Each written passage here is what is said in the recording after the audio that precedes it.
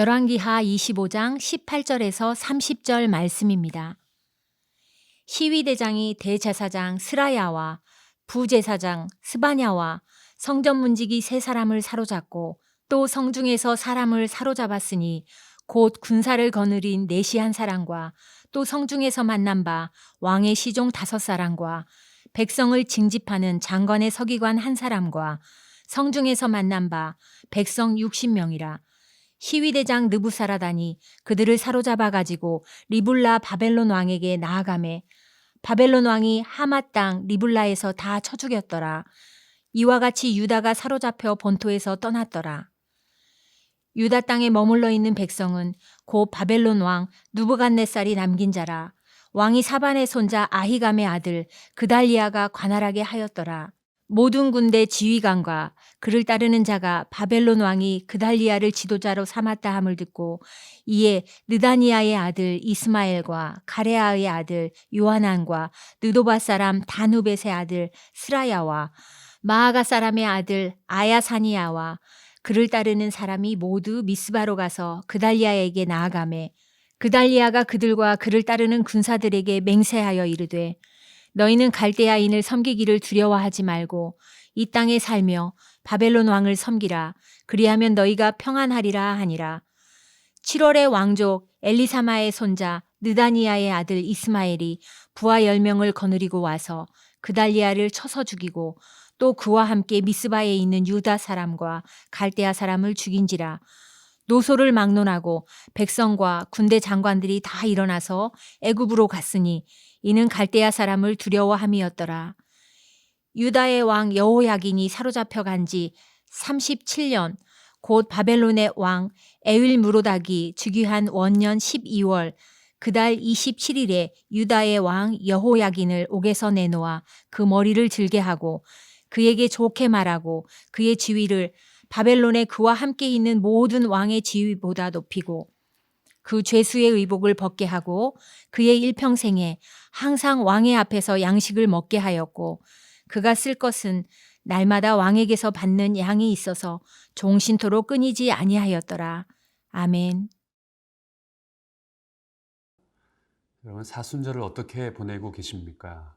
말씀을 통독하면서 또 사순절에 관련된 찬양을 묵상하면서 그 고난의 신비와 예수님의 사랑에 대한 더 깊은 묵상이 여러분 삶 가운데 있게 되기를 바랍니다. 오늘도 말씀과 함께 동행하면서 새 힘을 얻는 귀하고 복된 시간들이 다 되실 수 있게 되기를 주님의 이름으로 축원을 드립니다. 먼저 함께 본문을 보면서 24절, 25절을 읽어보겠습니다. 그달리아가 그들과 그를 따르는 군사들에게 맹세하여 이르되 너희는 갈대아인을 섬기기를 두려워하지 말고 이 땅에 살며 바벨론 왕을 섬기라. 그리하면 너희가 평안하리라 하니라. 7월에 왕족 엘리사마의 손자 느다니아의 아들 이스마엘이 부하 10명을 거느리고 와서 그달리아를 쳐서 죽이고 또 그와 함께 미스바에 있는 유다 사람과 갈대아 사람을 죽인지라. 여호수아가 가나안에 입성한 지 860년 만에 이스라엘 백성들은 가나안 땅에서 결국 쫓겨나고 말았습니다. 애굽과 바벨론으로 뿔뿔이 흩어졌습니다. 오늘 본문에서는 남유다에 있는 남은 몇몇이 애처롭게도 마지막 몸부림을 치게 됩니다. 다윗 왕실의 혈통인 이스마엘이 부하 10명을 데리고 총독 그달리아를 죽이는 사건이 등장하게 됩니다. 그들은 바벨론이 임명한 그달리아를 매국노로만 여겼습니다. 그들 눈에는 바벨론에게 항복하라고 목청을 높였던 눈물의 선지자 에레미야도 배신자로 여겼습니다. 그래서 그 당시 하나님의 말씀을 가지고 예언했던 선지자들은 핍박을 받고 그리고 잘못된 거짓 메시지를 전했던 선지자들은 그들에게 환심을 받고 그들의 보호를 받게 되죠. 정작 그달리아를 민족의 이름으로 처단한 이스마엘 일당은 두려움에 사로잡혀서 결국 애굽으로 도주하게 됩니다. 그리고 그들은 역사의 무대에서 사라지게 됩니다. 참으로 안타까운 이스라엘 백성들의 결말입니다.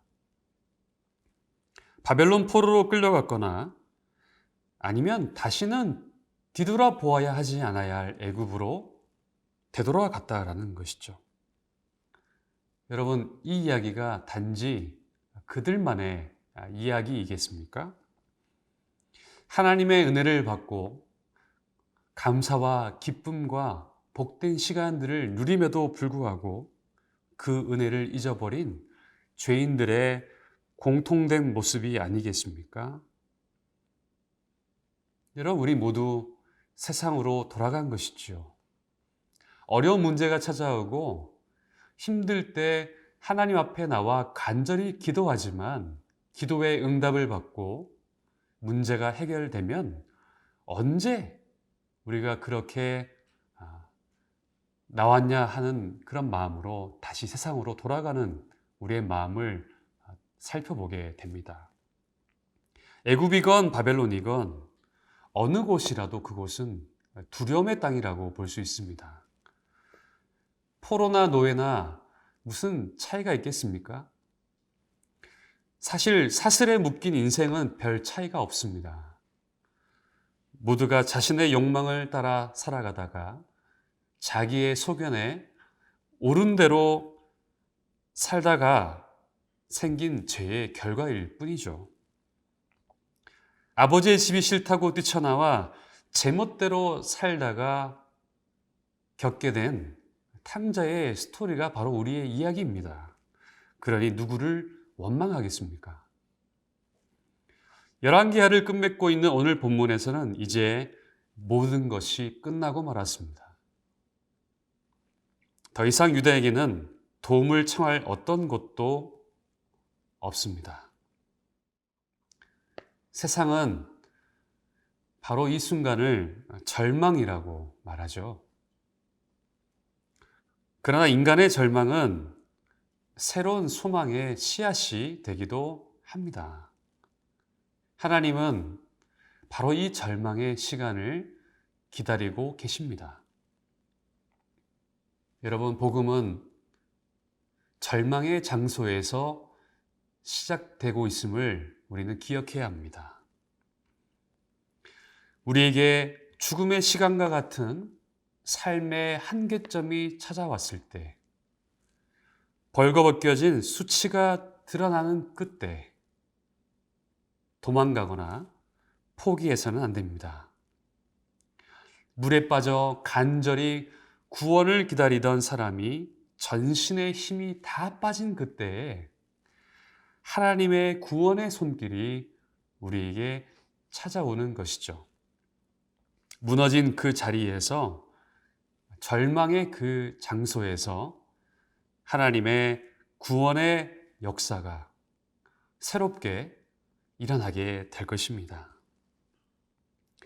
바벨론의 정복자 느부갓네살 왕도 늙고 병들어서 세상을 떠나게 되고 그의 아들 에월무로닥이 왕이 되어 즉위 기념으로 37년 만에 여호야긴을 석방해 주게 됩니다.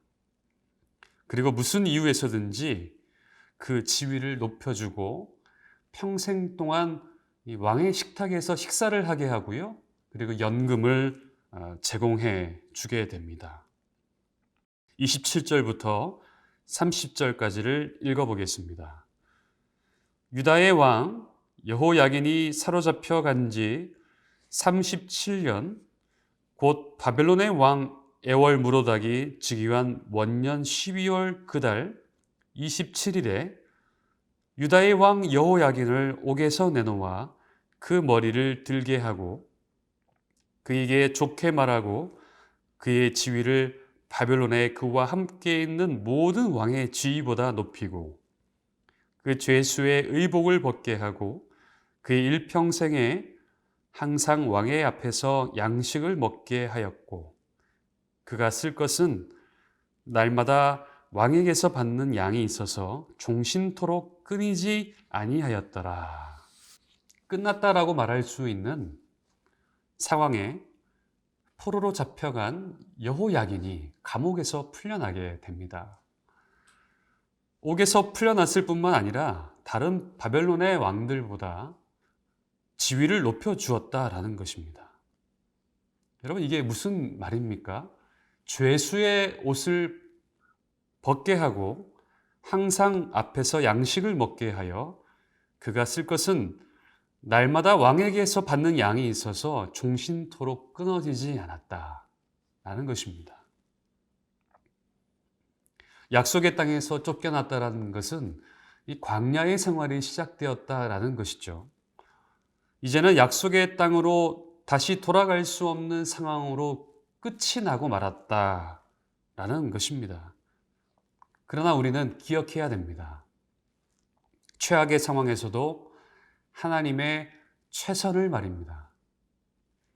우리는 고난의 현장 속에서 아무런 일도 일어나지 않을 것이다 라는 생각을 합니다. 그러나 광야에서도 하나님께서는 일하고 계십니다.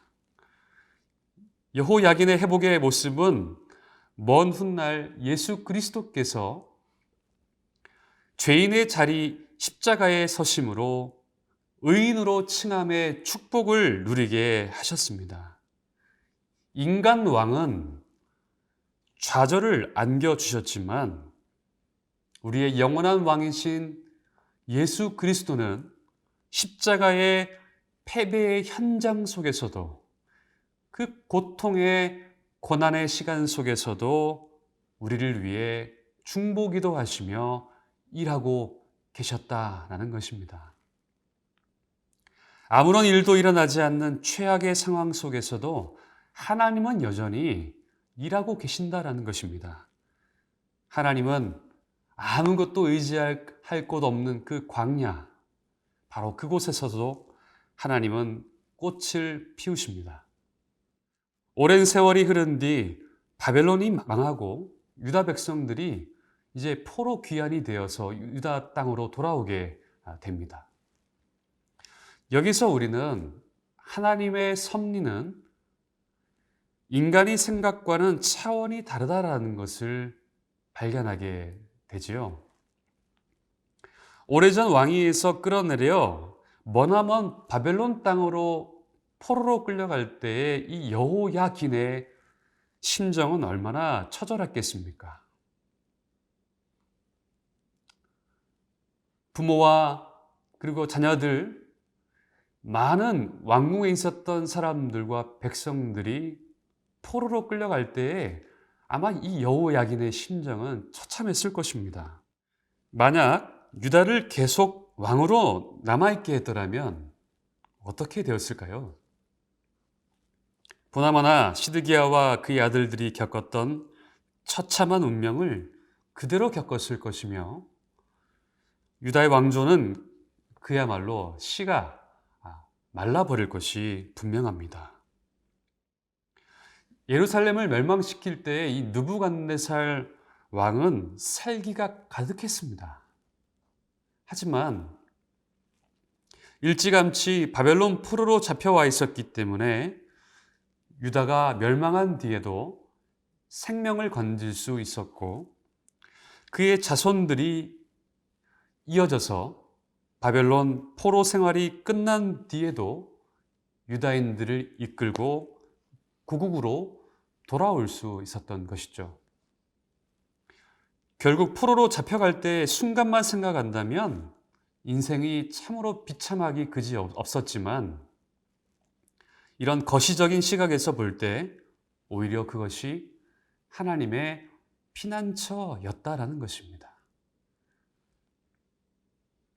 인간의 역사는 현재만 보고 순간만 바라봅니다. 그래서 우리는 감정적으로 흥분하고 고통스러운 상황 가운데 있을 때 하나님을 원망하기도 합니다. 그러나 과거와 현재, 미래를 주관하시는 하나님의 생각은 우리의 생각과 차원이 다르다라는 것입니다. 하나님의 사람이라면 결코 현재가 고통스럽다라고 할지라도 절망할 필요가 없습니다. 현재가 고통스럽다라고 할지라도 하나님의 사람은 반드시 축복으로 결론이 나기 때문입니다. 고난이 힘들고 어렵지만 그 고난의 끝에서 우리는 과거를 돌아보면서 하나님께서 모든 것이 협력하여 선을 이루시는 하나님이심을 우리는 깨닫게 될 것입니다. 멸망 가운데서도 하나님은 하나님의 백성들을 위해 소망의 씨앗을 준비하고 계십니다. 우리가 어디에 있더라도 어떤 상황 가운데 처해 있을지라도 하나님은 우리의 피난처가 되실 것입니다. 오늘도 우리의 삶을 신실하게 인도하시는 그 하나님을 바라보면서 오늘 하루도 주님과 함께 동행함을 누리는 여러분들의 삶이 다 되실 수 있게 되기를 주님의 이름으로 축원을 드립니다. 기도하겠습니다. 우리를 향한 하나님의 계획은 언제나 선하심을 믿습니다. 하나님, 오늘도 우리의 피난처 되어 주시고 광야 같은 인생길을 걸어갈 때 말씀으로 인도하여 주시옵소서.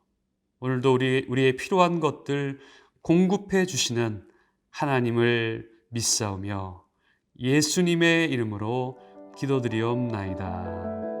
아멘.